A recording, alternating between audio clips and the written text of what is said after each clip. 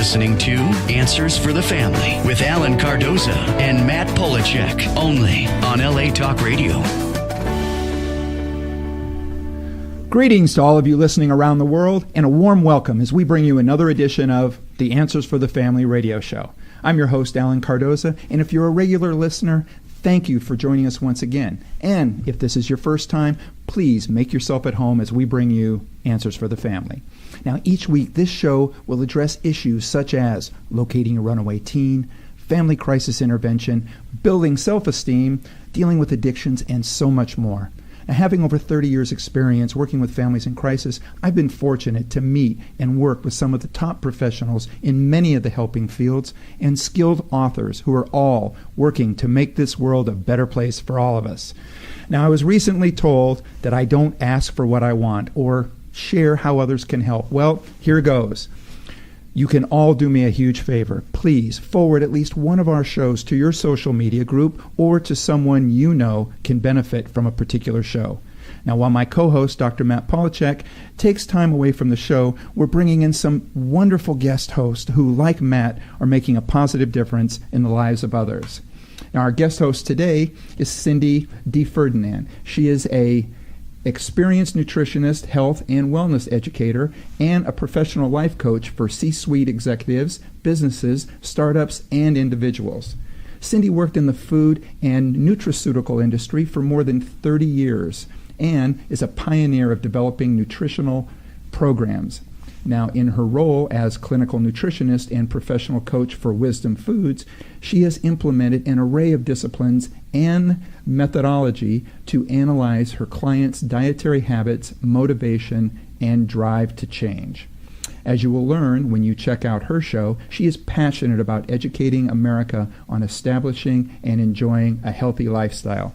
Cindy, I couldn't wait to get you on as a guest, so thanks for joining me as a co-host. So happy to be here, Alan. Thank you so much for having me on today. Well, it is great. I know we're going to have a great show today, but before we get to that, share a little bit about what a professional life coach does. What is a coach? Okay, so a coach is somebody that partners with another person, partners with them to move forward, and is skilled at asking powerful questions that get at what does a person really, really want in their life and where do they really want to go, and then helps them figure out how to get there, partners with them to implement that plan, that vision, those goals, those steps that will get you moving from A to Z. So what it sounds like is that you can help me figure out what I'm going to do when I grow up. I could if you haven't figured it out yet. Or if you change your mind. Lots of people change their mind and shift gears, walk down another hallway. So maybe I help you open the door, figure out which door you really want to open. That sounds great. So again, before we bring our guest, share a little bit about your new radio show, The Concierge Coaches. Well, The Concierge Coaches show I do with Bruce Cameron, and the two of us came up with this idea. We love the field of coaching. He's an executive coach. I do a lot of business coaching and business startup as well as nutrition coaching. We wanted to get the word out there to the average person, the average listener. What is a coach? What is it? What isn't it? And really put some wonderful guests on that help people in all different walks of life move their lives forward. So really to just get people understanding more what a coach is and what it isn't. Well, I'm looking forward to the show. I will be listening. Thank you. So our topic today, Cindy, ties kind of right into a coaching practice because it's called The Wonders of Language. And as we know, without language, it'd be very hard to coach people. Yes, it would be. Now, you could watch their body language, of course, which is really important, or you could close your eyes and just really be present with somebody. But coaching is really about choosing your words. It's a skill set that you learn. And you have to choose the right words, not really be focused on what somebody's saying, but how are you going to get them to open up? How are you going to get them to drill down, dig a little deeper to find their own answers? Because it's not about telling them what to do. It's not like consulting, which I also do. It's really about helping them find the right answers. If you don't choose your words carefully and the right questions, you can miss the entire thing. It's really about it's about the client, not about you. And I agree. And in so many things, it's all about the questions that you ask. And we have some questions for our guest. Our guest is Ian Roberts, and he's taught in Switzerland, in Wales, and in Germany. And he's currently the professor of linguistics at the University of Cambridge and a fellow of Downing College. He has published 6 monographs and 2 textbooks and has edited several collections of articles. He received his PhD from the University of Southern California in 1985 and taught at the universities of Geneva, Bangor, and Stuttgart before taking his present position at Cambridge in 2000. Now, Professor Roberts is a generative linguist and an enthusiastic adopter of Chomsky's minimalist program. As the author of The Wonders of Language, or How to Make Noise and Influence People, he offers a stimulating introduction to our greatest gift as a species, our capacity to articulate language. Ian, welcome to Answers for the Family. Hi, thanks very much for having me. It's great to be here. Well, I thought it was wonderful that you were going to be able to be in studio, that although you are normally in Cambridge, that you are, I guess you are a visiting professor now. Is that at USC right now? Yes, that's right, for this semester, yeah. Well, let's go right into the book. I know that I've had quite a few people ask questions. It's interesting that for those that listen to the show know that I often read the book at the gym. And now most of the people at the gym know what I do. So people walk up to me. So while I'm sitting there pedaling, they walk up and they go, "So, what's the subject matter going to be this week?" And they'll look at the book. And there were quite a few people that said, "Oh, that looks really interesting. I'm looking forward to it." But a few people said, how do you get to a point to where you decide I'm going to write a book on something expansive as The Wonders of Language? So share with us a little bit about what drove you to write the book and where we're at with it. Okay, well, actually, it was my son who drove me to write the book. It's mentioned at the very beginning. He was, it's a few years ago now, he was just finishing the equivalent of high school in the UK system, and he did a course on English, on the English language, and he got very interested, and he kind of has a vague idea what I do for a living, but, most of the time I was just dad, you know how it is with kids. And suddenly he realized, he made a connection, I think, between what he was interested in high school and what I teach. So he just came home one day and he said, Dad, I think someone should write a book for teenagers and young people about language that would be fun to read. And I said, sure, but I'm not going to do it. But then he nagged me a little bit. And then I got this idea of the sort of how-to theme, how to make noises and influence people, and each individual chapter has a how-to title. And once I got that idea, I thought, that could work.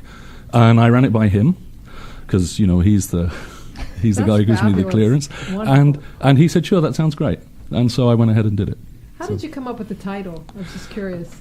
I just kind of thought of it. I mean, it just came to me, and just this idea of organizing the book into, I think it's 10 chapters that all have pretty much that how-to theme. Once I just literally wrote that down on a little scrap of paper and showed it to my son, and he said, yeah. That's it? Yeah. So you had your consultant write it home. Yeah, exactly. That's fabulous. Yeah. Free too. Now, I was to say, because you mentioned that your son, a teenage son, is a consultant in this, we have a listener question that has come in, and this one I think touches on kind of where our young people are. This one reads, it says, disheartened and on the brink of leaving the teaching profession, 3 years ago I chose to move from teaching high school down to 5th and 6th grade levels. My belief was that this younger group could be more easily inspired and enjoyable to teach. I created competitions that challenged each student to find quirky, unusual, and awe-inspiring words. After selecting their favorite word, they then proceeded to look up its definition and write a short poem or story for submission the next day. The results were just as I expected. Not only did their vocabulary and writing skills improve dramatically, they were having a fun time during the process. Thank you for writing a book to remind us all of the beauty of language. And this is from Adrian in Louisiana. Very nice. That's great. Well, thank you, Adrian. That's really nice to hear. I do think that, especially with younger kids, they have a huge curiosity about language. They love to play with language, making up little rhymes and things like that. And they should really, I think it's a great thing to encourage them to do that, because later in life that love of language will stay with them, and it helps in so many ways.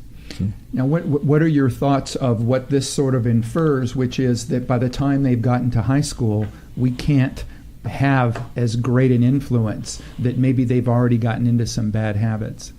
Yeah, it's difficult to say. I mean, I'm not enough of an educationalist expert to really say, but it's clear that, adolescents and teenagers can be more difficult than younger children. What is also true, this we do know from linguistics, is that younger children have a greater capacity to learn languages than adolescents. You start to lose it from about the age of 8 or 9. And by the time you're 16, it's kind of gone, So if you want to teach people or expose people to a foreign language, then get them young. Early is better. Yeah. What about, what do you think the impact of social media has had on the literacy rates and, teenagers' interest in language? I think it may have actually, a lot of people say it's had a negative impact, but I'm not so sure. I think it may have actually in some ways had a positive impact, because if you look at how, how they text and how they use abbreviations and things like that, it's actually very inventive. It's very creative. Yeah. I learnt 2 new words last week from my 16-year-old daughter. Nice. I learn all the time from my children. Absolutely. Can you share them? Well, one of them was AIGHT. AIGHT. And I said, "What's that?" And she said, "Oh, it's just short for all right." Interesting. They have a lot of shortcuts. Ones that we don't understand, right? Yeah, but they're teaching us. Yeah, that's very good. Yeah. So you see a positive. That's great. I think potentially, yeah. I mean, I think like with most kinds of new technology, there's positives and negatives. And I know people talk a lot about the negative side of texting and so forth. But like I say, I think that there's potentially a positive too. So. Now, if you had a choice, at what age would you like to see people reading your book? Where do you think it would make the best the best influence or the greatest effect? Yeah, that's a good question. I would say late teens, sort of towards the end of high school, which was the age my son was when he first suggested it. So sort of 17, 18, 19, nice. That sort of age. I mean, I think people of almost any age could read it and I hope enjoy it, but it was kind of aimed at that age group primarily. It's aimed at people who are thinking maybe of doing something on English or language or linguistics in college, but don't really know that much about it, and they'd like to just find out more. So it's aimed at someone to in a way to help people to choose a course at college. One of the things that I got out of it, and for those that don't know, we're here in Los Angeles or close by, which obviously is Hollywood. Over the last 5 or 6 years, I have read a lot of scripts, so I now have a connection into that industry. And what I found by reading your book was I felt that I was going to be able to read these scripts with greater clarity. In other words, it almost like it opened up a greater picture for me as to what the writer was thinking based on choices of certain words. So, in any situation, if you think about something that's going to open things up for you or make you see things a little clearer, this was certainly one of the things I got out of the book. And the fact that the book is simply written, and I love that you have it written for that late high schooler who's thinking about jumping into college. But would it be appropriate as well for somebody entering to college and maybe taking some of these courses? Oh, absolutely. For the first time? Very Definitely. Simple, introductory, how-to format. Yeah. You break it down. Yeah. That was the idea. Yeah. Well, I don't want to say dummy it down, but you simplify it. Yeah. In fact, speaking of breaking it down, I think that would be a good thing. Why don't you give us sort of a brief overview of some of the topics that are covered so that our listeners have an idea of what we're talking about? Okay, so it looks at really chapter by chapter each of the main areas in linguistics, each of the main parts of the structure of language. So at the beginning, it's the very first chapter is just called How to Make Noises, and that's just about the sounds of speech and how you can produce them. And then there's a chapter called How to Build a Word, which is about the structure of complex words and how we can break it down. There's a chapter called How to Say Absolutely Anything You Want To, which is about the structure of sentences, because sentences can be made as long as and complicated as you want them to be. There's a chapter, one which I was in some ways most pleased with actually, called How to Find Lost Languages, and it's about the history of languages and how we can in some ways, under the right conditions, really discover facts about languages that have disappeared. And so it goes on in that vein. So it covers the main areas of linguistics. That's basically. Very interesting, the part about lost languages. And Have you ever discovered a lost language in your work? Not me personally. I've never actually discovered a lost language in that sense, but I've been associated with work which looks at trying to see the techniques for discovering some of the aspects of these things, which is some of it's kind of tricky and controversial, but it's very, very interesting. Nice, nice. Now, and I think that's a great point you bring up in regards to the chapters, because it appears as though they're written independently, so that I felt that as I'm looking at it, that if I'm thinking of something or I have a concern in one area, I can jump right to a chapter. And dive in. I can dive right into that chapter, and I don't necessarily, if I'm not thinking about, let's say, lost languages, it's okay. I can skip right through that, and I didn't miss anything. So my question is, was that intentional, and if so, why? That was absolutely the intention, yes. In fact, as I say right at the beginning of the book, it's not a whodunit. You don't need to read it in sequence to pick up the little clues that I'm leaving, about the plot. It's not like that. Each chapter is kind of self-contained. And the idea there was, look, not everyone is interested in every aspect. If you start reading a chapter and you find it's too difficult or just boring, then skip it. I love that. Because I read books like that. I don't always want to read it cover to cover. I just need pieces of it. Yeah? So that's great. Then you wrote the book and you're okay with that. Yeah, Jump it was. Around. Yeah. I think that's the whole idea. Yeah. Nice. Yeah. Very good. Right, and we have another listener question, and this one is coming over through instant message, and this one reads, it says, in your introduction, you mentioned Mr. Roberts being an adopter of Chomsky's minimalist program. Please share what that program entails. Good question. Yeah, okay. I'll see what I can do. Noam Chomsky is the founder of modern linguistics, of the main ideas in linguistics, and so a lot of what's in the book actually originates with him. His minimalist program is something that he came up with around 20 years ago. It's an attempt to try to construct a general theory of language, an account of language, which is as simple as possible. And that is very difficult because language is very complicated. And to try and make it as simple as possible would be, so says Chomsky, to really get to the bottom of it, to get to its really intrinsic nature, which I think can be done. But it's very difficult. I don't really talk about that very much explicitly in this book. It's kind of implicit in in one or two chapters, but I don't really go into it in great depth. But wouldn't that also make it easier for most people to understand and jump into it without having to be an expert or an educator? If it's Yeah, and I think actually where it's really important, I do try to do that. So, I do say in one or two chapters, well, look, the really key thing about this aspect of language is you just need to know one thing, right? You break it down simply. Yeah. So it's more digestible. I hope so. Yeah, that's the point, right? Yeah. Fabulous. So, we had mentioned about in regards to what age and stuff, but I mean, who do you believe will benefit the most from reading this book? Well, like I say, it's primarily aimed at younger people, but not exclusively. I think, anyone at any time of life really could read it, and I hope get something out of it. My brother, who's certainly not so young anymore, read it, and he enjoyed it, except he said he found the second chapter boring, so I said, well, skip it then. I love that. That was the whole point of making the chapters independent, so you can jump in where you like. Yeah. And also just, older people just sort of diving into language one more time and finding the romance behind it. Yeah. Right? You've lost your touch with it to reacquaint with it. Yeah, I think that's, I very much hope that would be a reaction that older people could have. Yeah.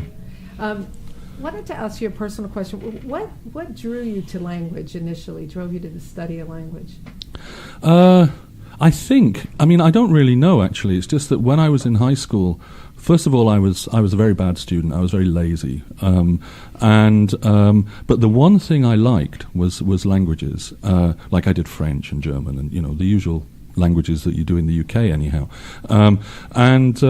They were really just the only subjects that I took any interest in, and so my teachers, at least some of them, were very good about that. I had a German teacher who was great, and he really encouraged me. Nice. I think otherwise I wouldn't have done much with my life, actually, because, like I say, I wasn't trying so hard.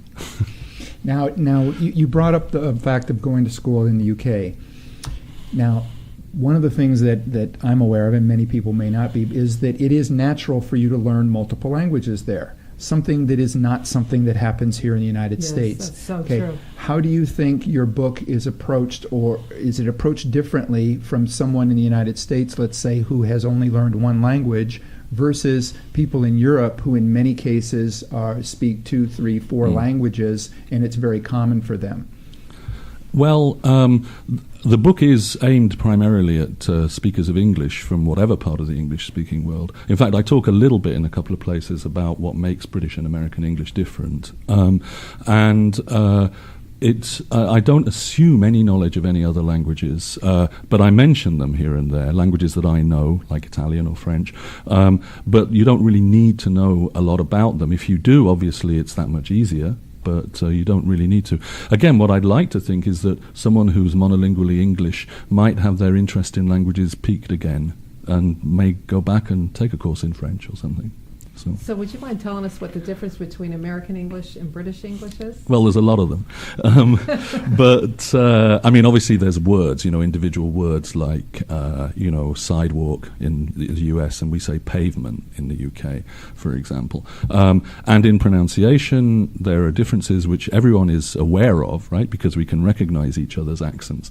But I describe some of the differences. So one of the things that people really subconsciously are aware of, I think, is that in British English, we don't pronounce the letter R when it comes after a vowel. So the word for car, right, we just say car, right? There's no R there in the pronunciation, right? And in American English, mostly people say car, unless you're from New England, right? Then you say car. Yeah. That's one of the big differences, because there's a lot of words with R's in them, right? And so, other things, certain other vowels, like we have a vowel which is an O in a word like a lot, and that is a different vowel in American English. It's something like, well, it depends on the part of the US, but it's something like a lot, right? Mm-hmm. So if you say it, L-O-T, you would say it. A lot? Yeah, see? That's not the way I say it. Interesting. Subtle differences, right? Yeah. Yeah, and I've actually been around people who have said when someone is speaking more of a British English, but I've been here in America, and they've said, speak English. I'm like, that really is English, okay? You're speaking an American version of it, and you're not understanding what they're saying, but it really is English, so. Yep. Yeah, it is. All right, we have another listener question, and this one reads, it says, I ordered your book and I'm looking forward to its arrival. I too love words and agree that their use can positively change lives, especially those of our inner city youth whose verbal and writing skills are nothing short of deplorable. What do you believe can be done to reverse this decline in verbal and writing skills? Okay, thanks. Yeah, I think, maybe disagree a little bit with one aspect of that question. I think that there is a problem of general literacy levels and people's writing and reading abilities in inner cities, but not only in inner cities, right? There's a definite problem there. And really, we just need, on both sides of the Atlantic, we need to just train English teachers better. And I think put more resources into education. I think that's the answer. I think it's a political issue, primarily. But as regards the verbal skills of inner city kids, especially in the US, I'm not so sure that they're that deplorable. If you think of the whole hip-hop rap culture, that's a very sophisticated set of verbal skills those guys have. I would agree. So I'm not so sure about that point.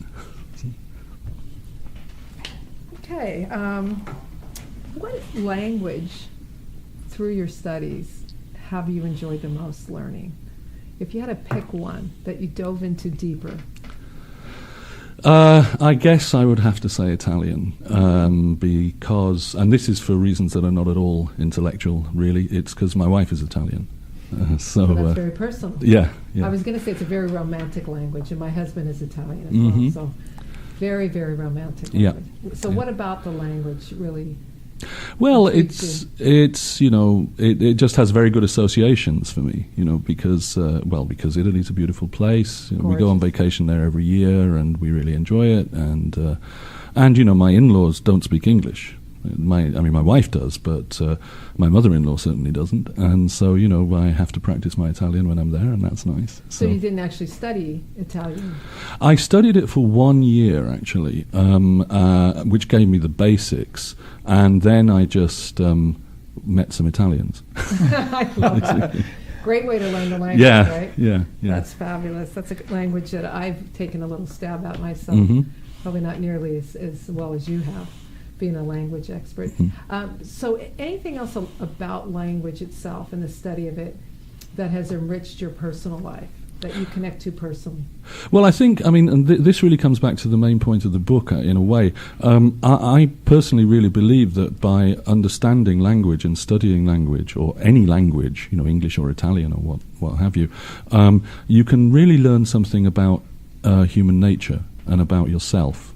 And I think that can be very enriching. And that was really one of the big motives for writing the book. So tell me a little bit more about that. How you can discover things about yourself through language.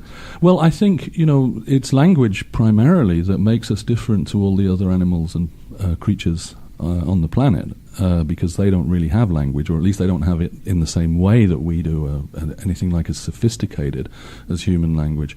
And so, each one of us is carrying around in our minds this most amazing ability. And many people are not. Well, because we speak language all the time and think in language all the time, we take it completely for granted. But in actual fact, there's something quite amazing there. So that to me is one of the most important points that I wanted to try to get across. Now, how often do you refer back to things like just basic storytelling? Because I know one of the things that has changed so much in our world, is storytelling. And one of the things that one of my companies does is we take kids to specialized programs, at-risk youth. And what we found is one of the most beneficial things there is many of these schools have taken on an American Indian format of storytelling, so that they will go back and sit down, and these kids are now learning to sit and to tell stories around a circle. They refer to it as rap or forum or whatever, but it is storytelling the way in which American Indians did, 150 years ago. So tell us a little bit about what has changed, and again, maybe for the better, sometimes maybe for worse. Well, I think really the point I would make in regard to what you were just describing about those programs for storytelling is it's very similar to what the earlier listener said about having young kids just find interesting words. I think it just brings out everyone's natural interest in language. And it helps to maybe I'm just being old-fashioned here, but my feeling is that sitting down and listening to a story and paying attention is a good thing to do. And, these days maybe there is a bit of an attention span issue, like I said, I don't want to sound like an old fogey, but, maybe. The art of storytelling. I know I have grandchildren, and my youngest granddaughter, from the time she was very small, she's only going to be 6, but 2 or 3 loved telling stories and was really good at it. Mm-hmm. Her stories were great. So do you find that some people generally have a natural inclination to the study of language? I think so, yeah. Or ability to speak and share? I think so. Look, we recognize it all with some people. Some people are really good at telling jokes, right? And some people aren't. And and a joke is just a funny story, right? It is a story. And some people just seem to have a natural ability. Some of them make a lot of money from it. So yes, indeed. Yeah. Now, do you feel that we have changed as a society with everything being so visual? Obviously, everybody has a screen in front of them. There's many people that have said that we have gone from being a very auditory society to now being an incredibly visual society. Do you feel that that's happened? And if so, what are your thoughts on it? I guess it's happening, yeah. I don't know. Like I said earlier, I think... especially as you get older, you tend to imagine that the world was a much better place when you were young. But it's a trap I try to avoid falling into. So I'd like to say that really there are good and bad aspects to every kind of new development. And sometimes obviously we have to be wary of the negatives, but it's also important to recognize and celebrate the positives. Absolutely. My kids have access to information, in a way that I couldn't have dreamt of when I was their age. And that's great. Right. Yeah, no, and I agree. In fact, and I just recently told a story in regards to one of my sons, and they were talking about school, and they were saying that they thought that he was not doing as well as he should. And I pulled out my phone and I read a text that he had sent me recently, and I said, he was 14 years old, and I said, here's a text that he sent me. It says, Dad, I want you to buy this property in Africa. And then I put in why. And he said, because it's struck by lightning 2,000 times a week, and I did some checking, and there are underground streams, and the water can take the electricity as a conductor and take it to the city. And he said, I did some checking, and the city does not always have electricity. It's sometimes they do, sometimes they don't.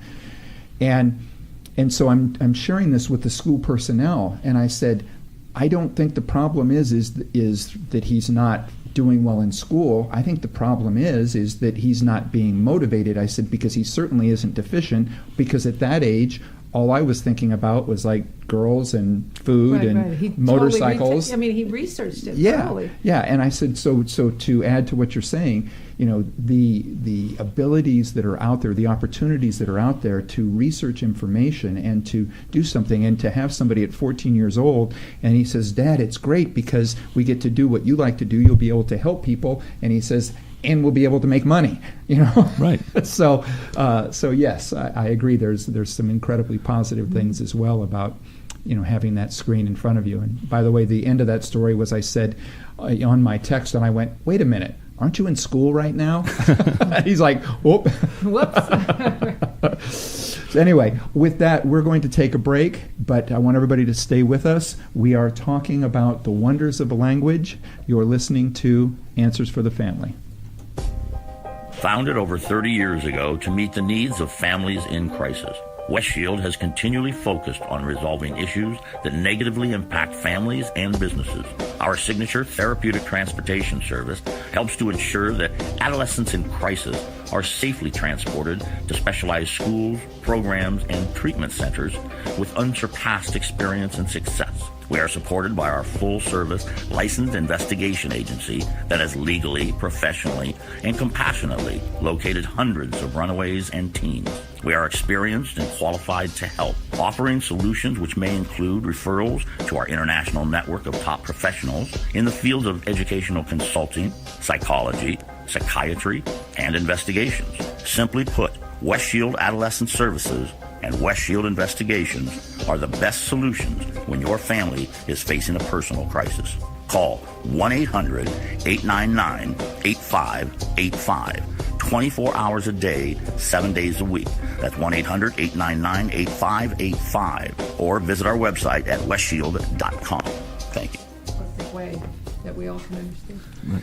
All right, and we're back. You're listening to Answers for the Family, and we are talking to Professor Ian Roberts, and we are talking about the wonders of language. So let's use that as the question. So tell us, what are some of the many wonders of language? Yeah, okay, so where to begin? Well, I think one of the most interesting things is actually is simply the way we speak, because we take it totally for granted all the time. But you can actually just do a little experiment on yourself. Next time you're just talking normally, think about what your tongue and your teeth and your vocal cords are doing. And it's a very, very fine-grained, elaborate, precise set of movements that are being made. And if you go just a little bit wrong, it just doesn't sound right. Just maybe doesn't even sound like English. And so this is something that we all just do all the time, quite unconsciously. You only notice it when you come across someone who maybe has some kind of problem, right? Then you suddenly realize, oh, wow. But otherwise, for most of us, the lucky ones, it's just something that comes so easily and naturally. But it's really hard, and we are the only animals on the planet who can do it. So... it seems like my dog is talking to me sometimes. Right. Or at least trying. Right. Communicating with you. Yes, communicating. Exactly. Yeah. One of the things is there are things like stuttering and things like that. What are some of the things that you believe that causes that, and what are some things that can be done for those that maybe do to make it go away? Yeah, that's a good question. Actually, as far as I'm aware, nobody really quite knows what the reason behind stuttering is, especially people who have quite a bad problem. It's not clear because, as far as we know, the speech organs, the tongue, the teeth, the lips, and so on, are completely normal in most cases of that kind. And there may be something neurological, but we don't know enough about the brain really to be sure. What we can do, well, there are some fairly well-known techniques that help people. One of the things that is very, very common is that even very bad stutterers can sing. Music helps. It helps a lot. And so you can sort of think of speaking as some kind of singing. Actually, I don't know if you know the movie The King's Speech. Yes. Yeah. Well, a lot of what the guy who helped the king get over his problem, a lot of those techniques are actually quite good ones. Although we don't really understand in any deep way why they work. We just know that they do. And how quickly they would work, obviously. Yeah. That takes time as well. That takes time. Yeah. So tell us another wonder of language to you as you've evolved through your career, something that you still go back to that sort of reignites you in the love of language. Okay, well, another interesting one has to do with how we make new words, which we can do all the time. People say, oh, well, in the Oxford English Dictionary or Webster's Dictionary, you have a list of all the words of English. But that actually isn't really true. You have a list of all the words that the people who make the dictionary have recognized, but people are creating new words all the time. I mean, one recent one in the last couple of years, unfortunately, is Brexit, right, which is a brand new word from, 3 years ago that word didn't exist. So it's more like slang, like people just sort of... People invent things. Journalists in particular tend to be very creative with this kind of thing. And what goes on there is you might think, oh, well, to make a new word, you just put letters together, right? But actually that's not what it is. There's two levels of structure in language. One is how the sounds combine. And the sounds on their own don't mean anything, right? So the sound B doesn't mean anything, right? The sound R doesn't mean anything. But when you put them together, you get a little kind of word, and that does mean something. And then you can combine the words together to get something much more complicated. So there are two different levels of patterning which are completely independent. And what they do is they can take a system where you have 26 letters, or actually English has more sounds than letters. It has about 40 sounds.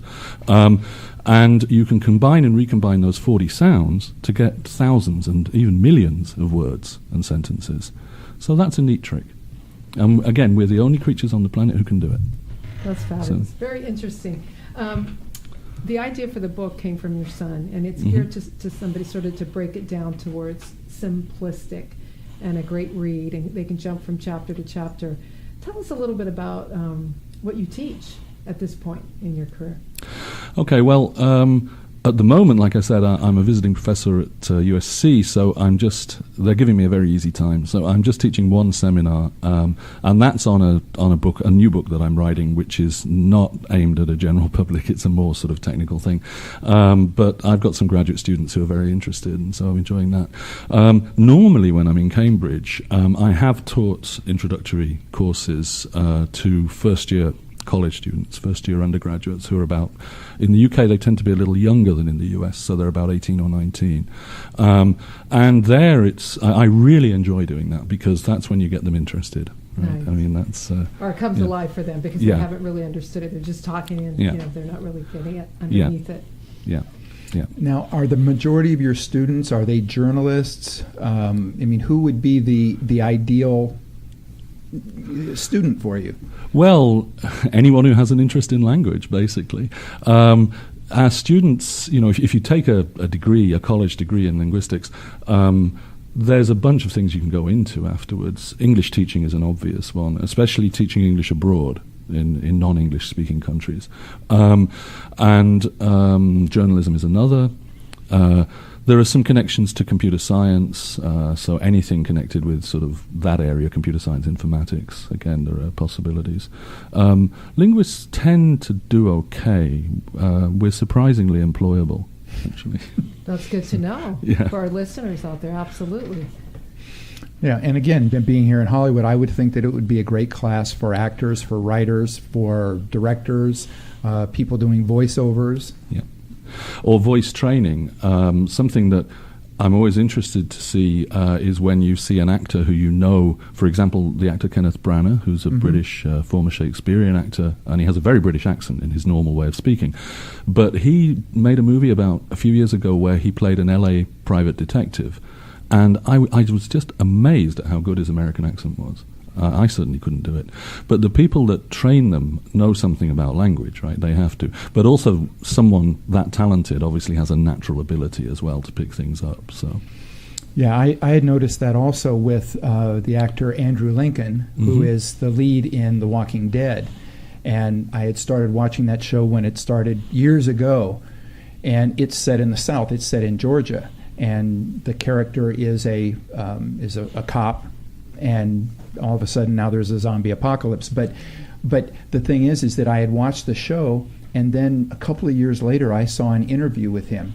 Strong British accent is his natural voice, and yet on that show I would have never even imagined that he was not somebody raised in Georgia with a southern accent, an American accent, but a southern part of it. Right. And so yes. So you wonder how difficult is that to achieve? You said a natural ability, but it's also training, right? I think it's both. I think you need both. Yeah, I think you have to have a natural knack for it, which clearly some very good actors do, but they need some training as well. Most of them, I think, can't just kind of walk in and suddenly produce some accent that's not their natural one to order. So. And what about clearer speech? I mean, now we're getting into the subject of what maybe a speech therapist might work with. But do your students come in with those types of issues or questions and how to express themselves when they're speaking better? To some extent. I mean, I have to say that it tends to be in Cambridge, because we select students very carefully, that mostly they're already pretty good. But I think something which really linguistics can help people with is writing more clearly, expressing yourself more clearly, in organizing paragraphs and things of that kind. I think it can be useful there. All right. We have another listener question. So obviously people are very interested in this subject. This one reads, my daughter's psychology professor recently assigned her class a project which involved researching the misuse of language to influence and mislead thought. She came across the work of Michelle Damon, a technical writing graduate from USF, discussing political language and the term doublespeak. She has now become obsessed with the manipulation of language by our politicians and news media to desensitize, confuse, and influence the masses. Can you share your thoughts on this? And this is from Jerry in Utah. Okay, well, thanks, Jerry, for the question. It's a tricky one because I don't want to touch on any current sort of political issues, but I think politicians have always, to a greater or lesser extent, tried to manipulate language to get people to believe what they want them to believe. I don't think that's unique to the current era by any means. And so I think that that's a tendency that politicians have for their own reasons. And again, I would say that, in fact, if you've got a reasonable knowledge of linguistics, it can help you see through some of that. So I think it could be useful for that. Nice. Yeah. That's a reason to read the book, right? Right. Yeah. Exactly. Yeah, I was going to say the same thing. I think that's a really good reason to read the book. It is okay to touch on political things. We can go anywhere we want with stuff. Especially on LA Talk Radio. Exactly. Mm-hmm. Yeah. In fact, I think that's part of the introduction of LA Talk Radio is that we are allowed to say whatever it is that we want, and we're not. Love that. Yeah. Right. Yeah. And nobody is censoring us. Okay. But let's touch on that part again, because I think my thought is that it does seem like it is more blatant. Yeah. Than in the past. In other words, I can also have been around long enough to remember, other presidential campaigns or other campaigns in general. I think that there was a time, though, when things got so far off the rails that there was I think we had a media that would call people out on it more so. But I think now we have more of almost a fueling it. Kind of a jumping on a bandwagon and fueling information that isn't there, rather than than trying to shine a light on it and say, no, wait a minute, look, this is not provable or this is not accurate.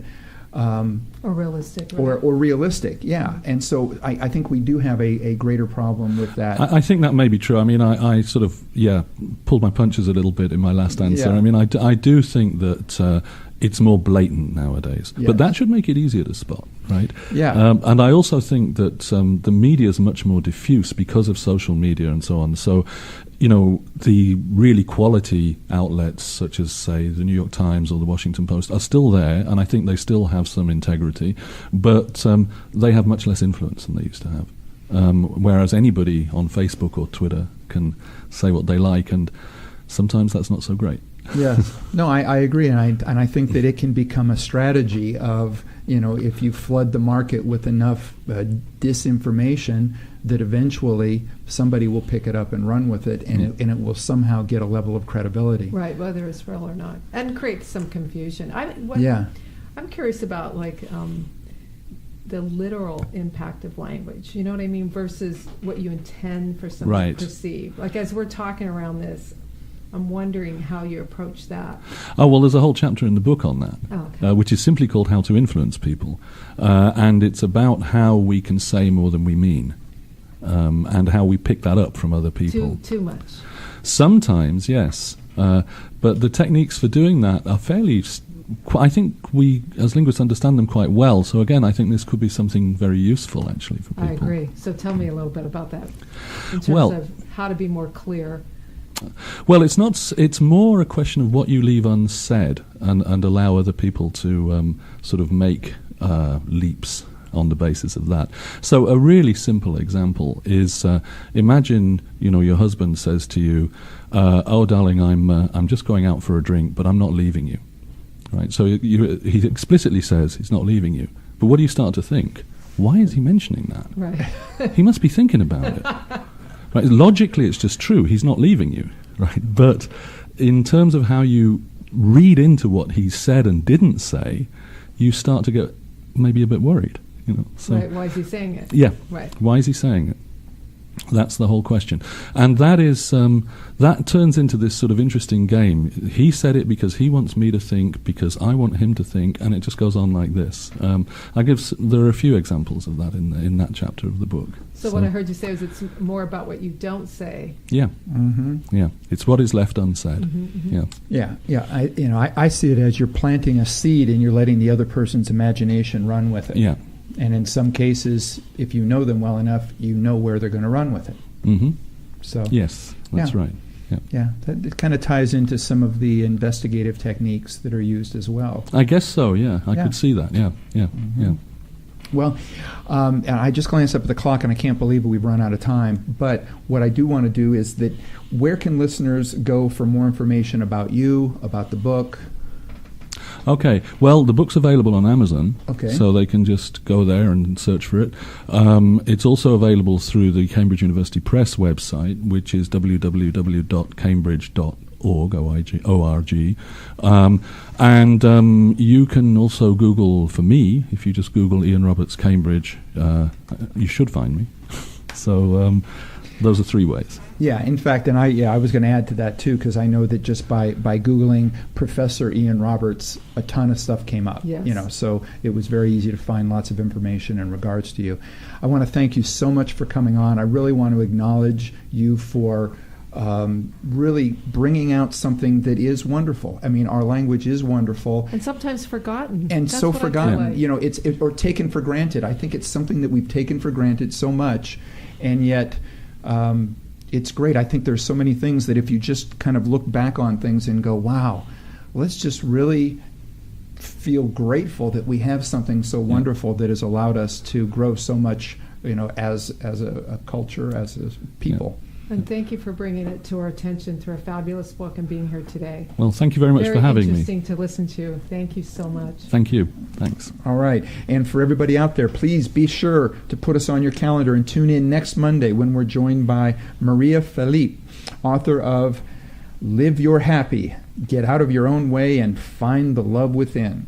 And please visit our archives of past interviews at answersforthefamily.com or subscribe to the show through iTunes, Stitcher, YouTube, or Vimeo. If you like what you hear, please leave a review, and because it will help us reach more people and be greatly appreciated. And the next time you're on Facebook or Twitter, please remember to stop by our page, check out some of the latest posts, and if you like them, please like us and spread the word. For everybody out there, thank you for listening. Thank you Cindy, so much. thank you so much for coming on as the guest host. And I look forward to the time in which you are the guest and we learn a lot more about what you're doing. Thank you so much. All right. Everybody have a great day. All right. Thank you.